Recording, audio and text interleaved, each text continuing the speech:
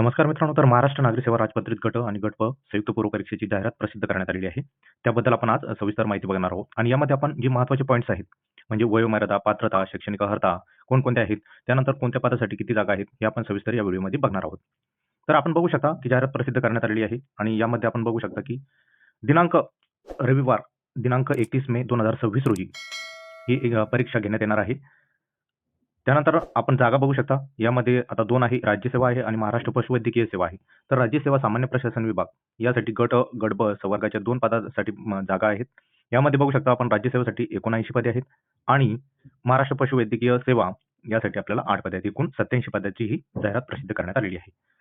तर यामध्ये आपण 79 जी पदे बघत आहात, तर यामध्ये कोणत्या पदासाठी किती जागा आहेत, काय वगैरे आपण या व्हिडिओच्या शेवटी आपण बघूया सविस्तर.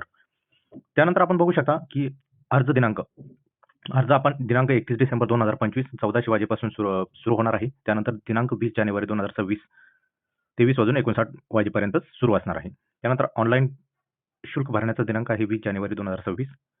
त्यानंतर जर आपण चलनाद्वारे भरत असाल तर दिनांक 22 पर्यंत आपण भरू शकता. त्यानंतर आपण बघूया आता हे जे खेळाडू आरक्षण आहे किंवा जे माहिती दिली आहे यामध्ये विकलांगासाठी वगैरे काय, तर ही आपण सविस्तर वाचून घेऊ शकता. मी आपल्याला या जाहिरातीची PDF डिस्क्रिप्शनमध्ये देतो. त्यानंतर आपण बघूया आता की वयोमर्यादा.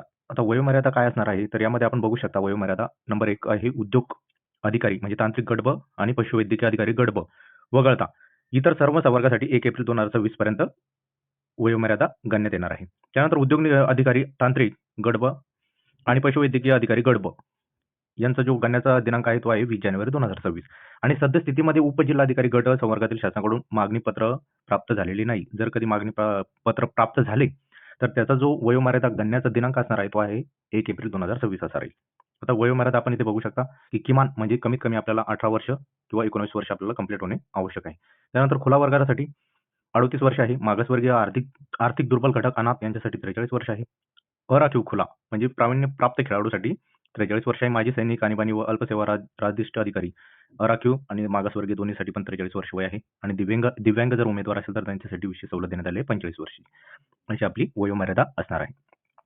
त्यानंतर शैक्षणिक अर्थ काय आहे, तर सहाय्यक संचालक महाराष्ट्र वित्त व लेखा गट अ यासाठी आपल्याला काय पात्रता असणार आहे, तर संविधानिक विद्यापीठाची किमान 55% म्हणजे आपल्याला कॉमर्सची कमीत कमी 55% मार्क्स घेतलेली आपली पदवी असणे आवश्यक आहे किंवा चार्टर्ड अकाउंट केलेला चालणार आहे किंवा institute of cost and works account यांनी आयोजित केलेली परिव्यय लेखशास्त्राची अंतिम परीक्षा उत्तीर्ण होणे आवश्यक आहे किंवा संविधानिक विद्यापीठाची वाणिज्यमधील पदव्युत्तर पदवी पोस्ट ग्रॅज्युएशन जर असेल आपल्याला तर आपण पात्र आहात किंवा अखिल भारतीय म्हणजे आपण MBA केलेले पण सुद्धा पात्र आहात.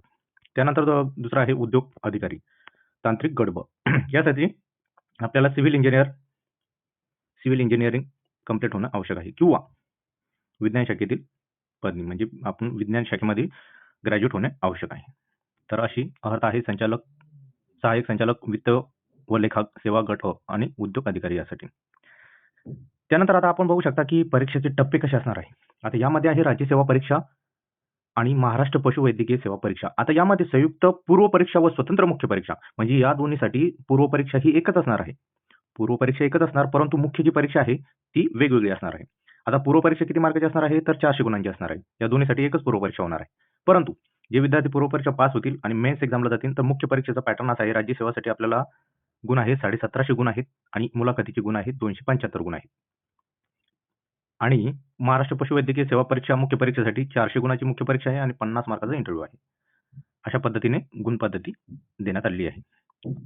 त्यानंतर आपण बघू शकता की इथे कोणकोणते कागदपत्र वगैरे आपल्याला लागणार आहेत ते आपण सविस्तर वाचून घेऊ शकता. PDF मी डिस्क्रिप्शनमध्ये देणारच आहे. त्यानंतर आपण बघू शकता परीक्षा शुल्क अमागाससाठी 544 आहे, मागासवर्गासाठी 344 आहे. आता बघूया आपण सविस्तर जाहिरात. आता सविस्तर जाहिरातीमध्ये आपण बघू शकता की राज्यसेवा परीक्षा एकूण पदे यामध्ये पहिलं पद आहे उप मुख्य कार्यकारी अधिकारी म्हणजे डेप्युटी CEO किंवा गट विकास अधिकारी ज्याला आपण BDO म्हणतो. याची एकूण 13 पदे आहेत. अनुसूचित जातीसाठी 1, भजडसाठी 1 असे आपण ही पदे बघू शकता. एकूण 13 पदे असणार आहेत. त्यानंतर सहाय्यक संचालक महाराष्ट्र वित्त व लेखा गट अ यासाठी एकूण किती 32 जागा असणार आहेत. त्यानंतर सहाय्यक गट विकास अधिकारी असिस्टंट BDO म्हणतो आपण त्याला, त्याच्यासाठी 30 पदे आहेत.